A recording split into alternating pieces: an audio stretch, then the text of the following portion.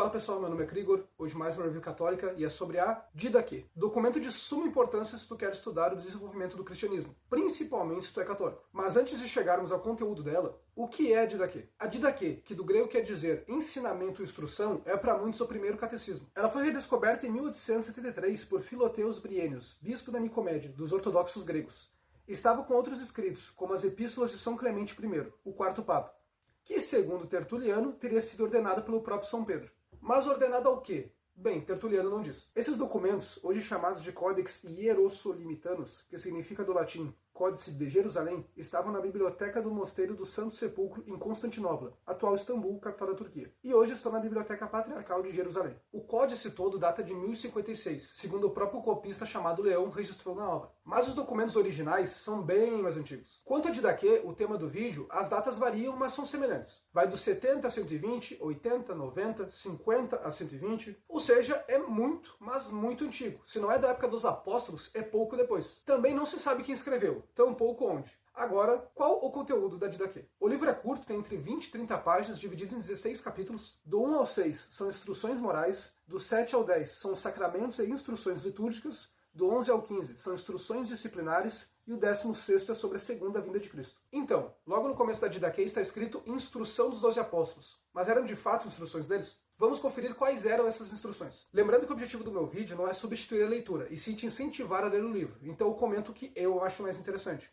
Continuando. Começa falando que existem dois caminhos, o que leva à vida e o que leva à morte. Fala de amar a Deus e ao próximo como a ti mesmo, o que todo mundo sabe que nosso Senhor Jesus Cristo falou. Então é explicado o que é o amor ao próximo. Porque hoje muita gente acredita, ou finge acreditar, que amar ao próximo é concordar com tudo que ele faz ou fala. E tudo bem pensar assim, o problema é achar que Jesus Cristo disse isso. Entre a lista de pecados consta fornicação, magia e feitiçaria, aborto, não olhar com malícia, o que Cristo também avisou em São Mateus 5,28, também adverte contra conversas obscenas porque levam à fornicação. E a razão de ser disso é óbvia. Em qualquer pessoa saudável e civilizada, o pensamento precede a ação. Se tu pensar boas coisas, a tendência é que haja bem e vice-versa. E logo após fala de novo contra a magia, expandindo o termo para adivinhação, astrologia e purificação, dizendo que isso leva à idolatria. Imagino que tenha repetido para esclarecer amplamente a proibição para ninguém tentar dar uma de João sem braço. Fala de educar os filhos na fé desde cedo e confessar suas faltas na reunião dos fiéis, para ver que confessar pecados é coisa antiga. Dizem que a confissão particular se popularizou no século VI por meio do clero da Irlanda. Entretanto, esse tipo de confissão já era mencionado muito antes. Também é dito que se carregar todo o jugo do Senhor, tu será perfeito, o que me lembra São Mateus 11,30, e também fala que caso não seja possível, se faça o que puder. Ser perfeito, obviamente, está falando de ser santo, para ver que é outro conceito presente desde o início do cristianismo. Fala também em batizar em nome do Pai, do Filho e do Espírito Santo, o que Jesus Cristo também disse. Já sobre a Eucaristia, tem um modo de celebrar escrito,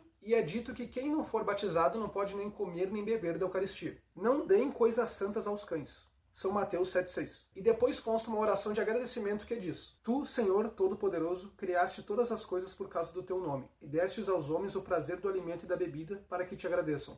A nós, porém, deste uma comida e bebida espirituais e uma vida eterna por meio do teu servo. O que deixa evidente que a Eucaristia não era vista como um símbolo, e que acreditar na presença real de Cristo sob as espécies de pão e vinho é coisa do começo da era cristã. Afinal, São Paulo, em 1 Coríntios 11,29, diz: Pois aquele que come e bebe sem discernir o corpo, come e bebe a própria condenação. Se fosse símbolo, não teria nada para discernir. E lembre que nem Lutero foi tão longe, porque ele defendia a presença de Cristo na Eucaristia. Logo após falar da Eucaristia, diz que se chegar alguém repetindo tudo que já foi ensinado, deve ser acolhido. E se fizer o oposto, não merece atenção. Ou seja, a Didaquê não é um manual de novidades, é um livro de instruções já existentes. Um verdadeiro catecismo. E ele mesmo menciona falar de coisas que já eram ditas. Depois fala como proceder com apóstolos ou profetas que visitem a comunidade. E aqui eu fiquei com dúvida, porque está falando dos apóstolos, os 12, ou talvez os 70 discípulos, ou algum outro pregador, enfim, não esclareceu. Entretanto, o público-alvo da Didaquê provavelmente sabia de quem que estavam falando. Então fala mais uma vez da Eucaristia sobre se reunir no dia do Senhor para partir o pão e agradecer, depois de ter confessado os pecados para que o sacrifício seja puro, e que não participe quem está brigado com seu irmão para que o sacrifício oferecido não seja profanado. Mais uma vez, nota-se que não era visto como um símbolo. Também fala sobre bispos e diáconos, ou seja, o pessoal não vivia bangu sem hierarquia nenhuma. O último capítulo, como mencionei, é sobre a segunda vinda de Cristo. Resumindo, fala para permanecer firme até o final e que não adianta nada tu viver corretamente para dar os doces no fim da vida. Para finalizar, quero falar sobre a popularidade da Didaquê. A Didaquê foi bem popular na sua época, uma prova disso são as traduções. Houve traduções para o latim, copta, etíope, siríaco, armênio e completo em georgiano. Foi muito difundida na Síria Palestina e no Egito, elogiada por Santo Atanásio e São Clemente de Alexandria. O conteúdo doutrinário dela bate com outros documentos antigos que quero trazer para o canal futuramente. Ela chegou a ser considerada obra inspirada pelo Espírito Santo, mas ficou fora do cânon por não adicionar nada de novo, não se saber o autor e etc. Pessoal, esse foi o vídeo de hoje, espero que tenham gostado. Dá um like, se inscreva para ajudar o canal. Lembrem de ler o livro, para ver que eu não tirei nada da minha cabeça, inclusive aprofundar o conhecimento, afinal não falo tudo que está presente nele. E é isso aí, até a próxima.